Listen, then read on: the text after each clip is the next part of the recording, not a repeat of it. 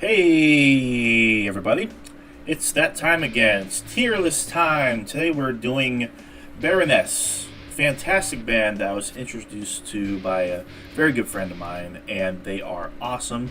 I got to see them on their Sweet Oblivion tour. I'm not going to turn around to show you the back, but it's really cool. It's a really cool shirt. I even got to meet John and Gina, and I was so damn happy about it.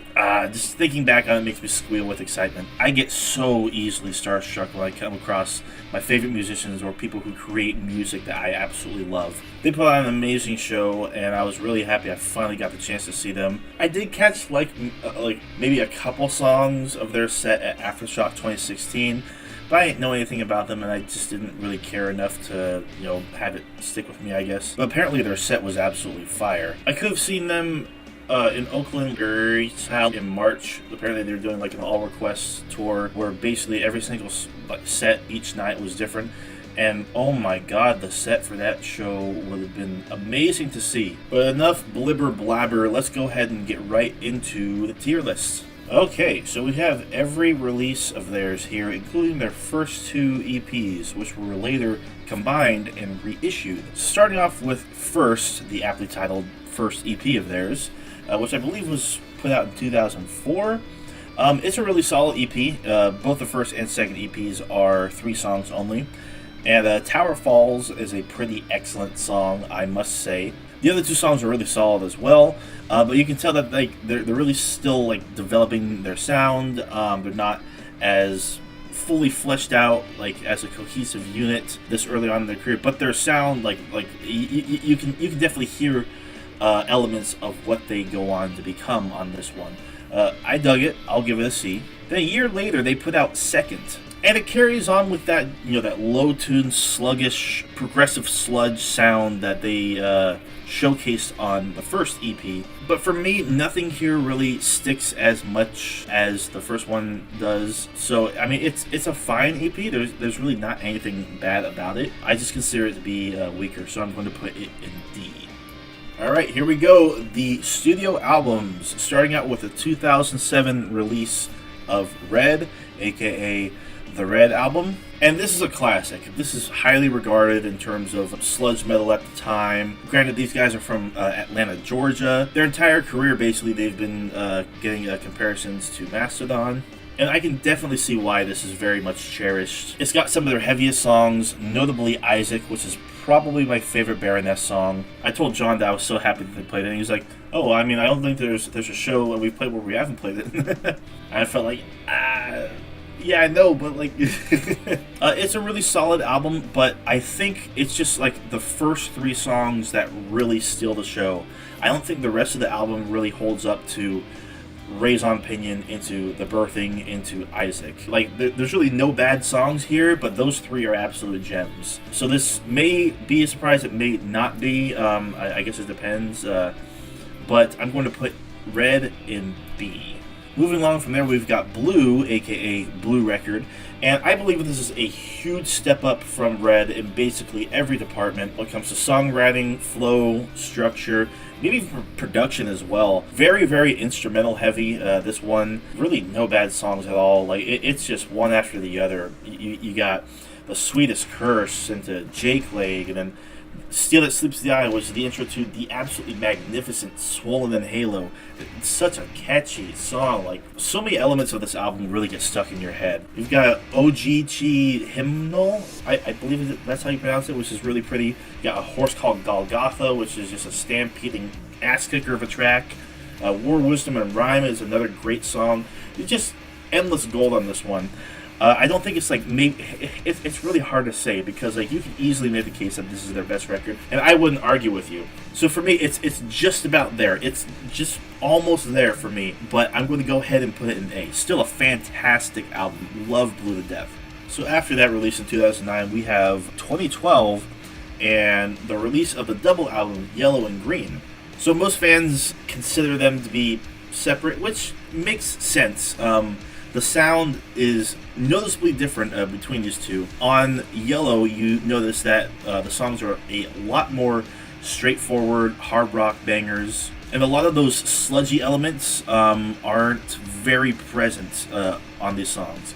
But with that said, Yellow is arguably my favorite. I think it has some of their best songs. March to the Sea is probably the best song Baroness has written. Like, I don't even know how you can come up with that dual guitar harmony melody that it kicks off the song, but it's just so good. It's bombastic, it's loud, the chorus is so big.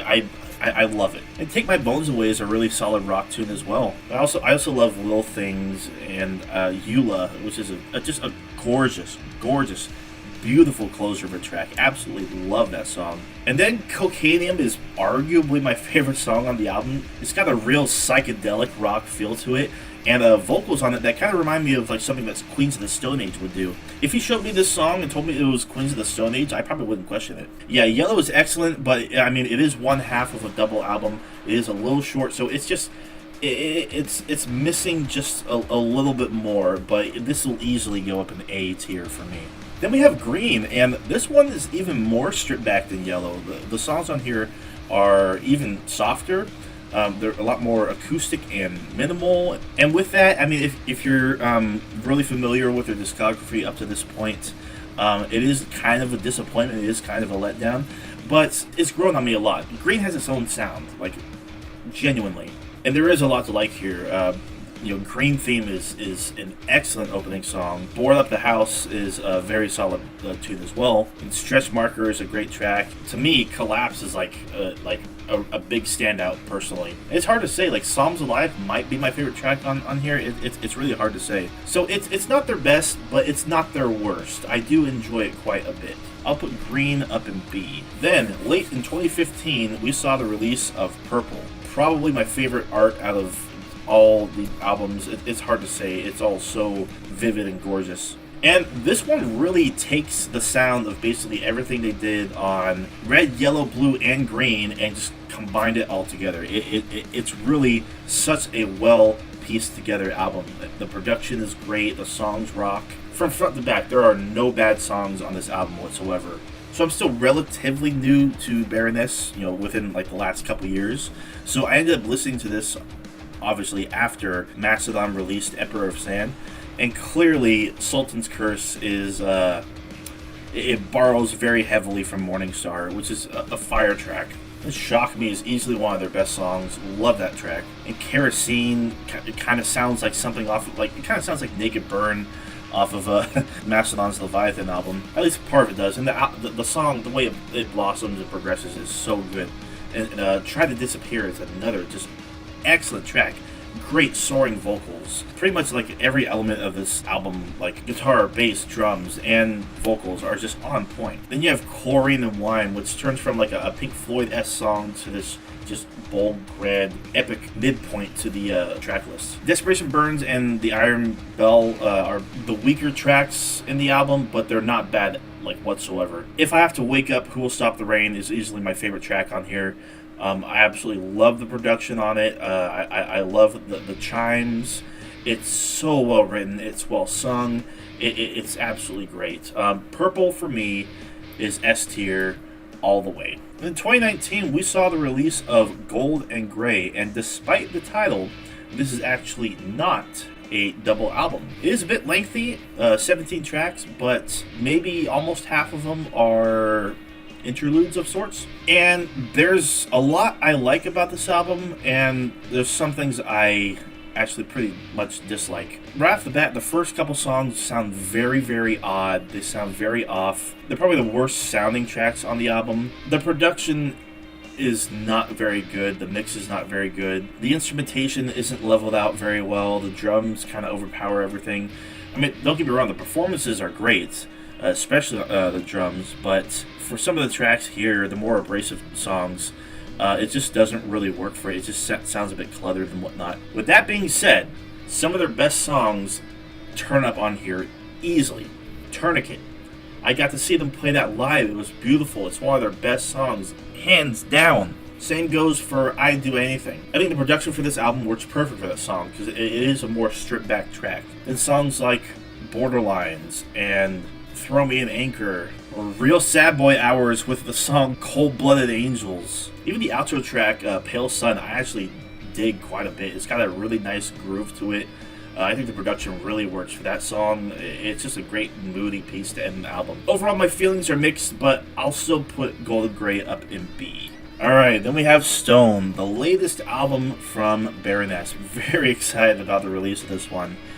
Listening through it, the first half is definitely stronger than the second half. I think the album, like, cohesively, it starts off super, super strong. Last Words into Beneath the Rose, which is probably my favorite track on the album, into Choir, into The Dirge.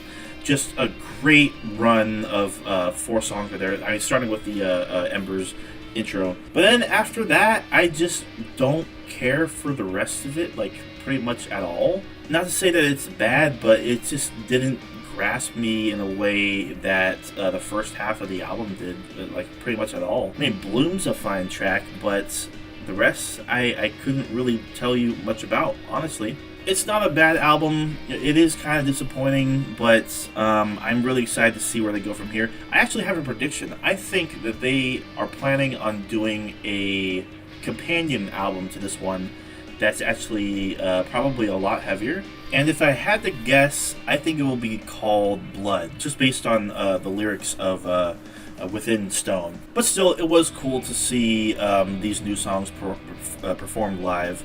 And anytime there's new Baroness, it's a reason to celebrate for sure. But I'll put Stone in C. Alright, so there you have it, everybody. In S, we got purple. A, we got blue and yellow. B, we got red, green, and golden gray. C, we got first and Stone. Then D, we got second. Alright, thank you all for sticking with me. Apologies for the lapses in content. But either way, make sure you leave a comment. Let me know how you would organize Baroness's albums into their respective tiers, according to your opinion. Leave a like, subscribe if you haven't, hit the bell for notifications, and check out my other videos as well, or don't. It just doesn't matter, as long as you enjoy.